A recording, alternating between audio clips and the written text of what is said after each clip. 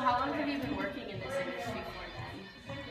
Let's say I started CrossFitting in January 2007, started coaching full-time in 2010, so it's been almost 5 years of full-time coaching in this industry. And so, like, have you made, like, did you make contacts over the years in order to help build this up, or? Definitely. CrossFit itself is a community. Yeah. So, especially in the early days in the Hamilton area, there were very few of us, and we got to know each other through the competitive circuit as well. So I've got friends that started a CrossFit gym in Mississauga, I've got other friends in Oakville. So not only my previous coach, who was a mentor, then all these other friends that I have that open their own gyms, we get together regularly and we talk about hardships, how you solve challenges, some of the good stuff.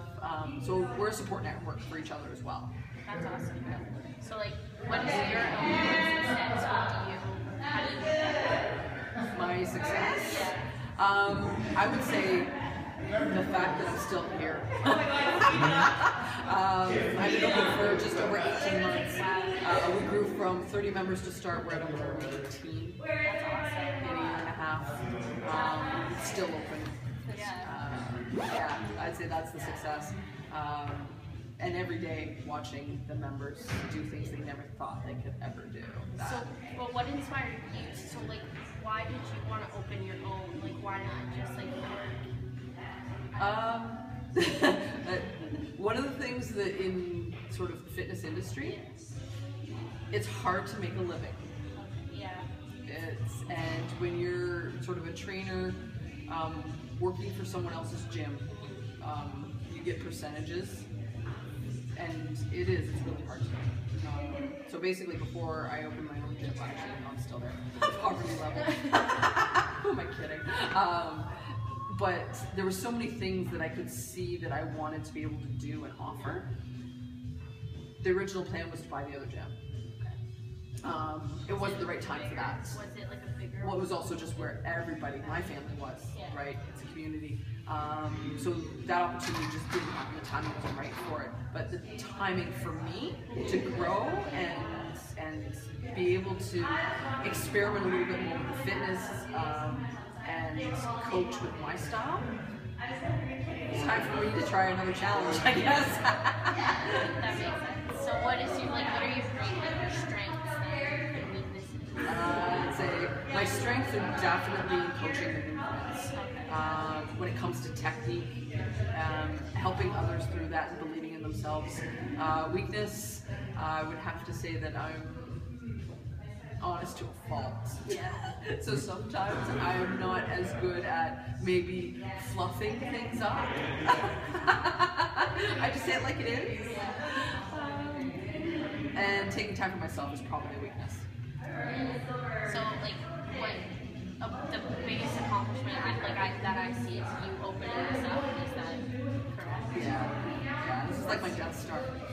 Very geeky moment. That's awesome. So, me being a health, wellness, and fitness student, I'm really big into this. So what is the advice you would give me for the future after I've done school?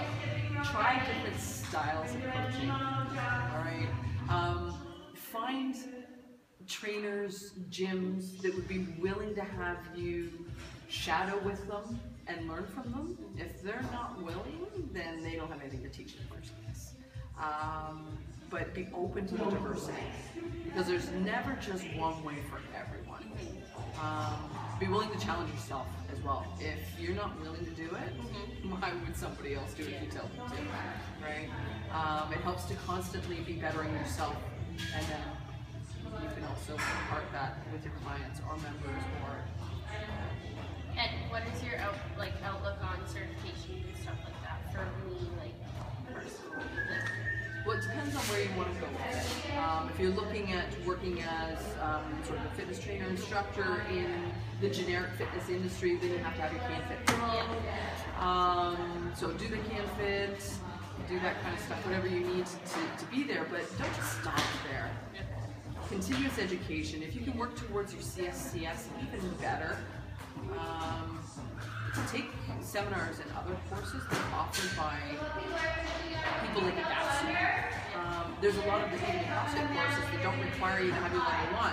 You can audit the courses through your participation, and you can learn a lot from them. So, and a lot of times it's the only place you're going to learn techniques like strongman, if you're interested.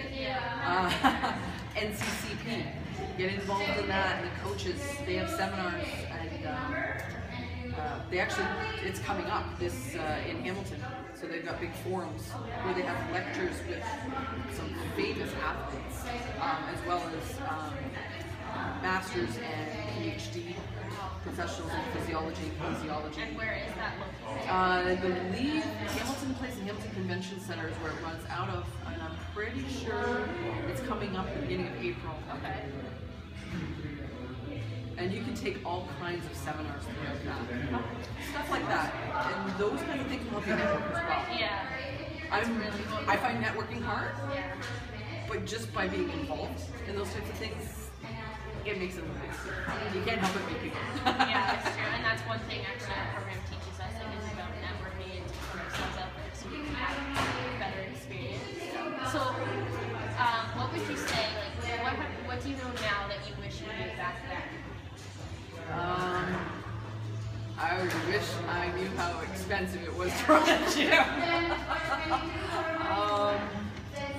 And I wish I knew how little time I have for myself. Yeah. I would do things a little bit different, but I would still do it.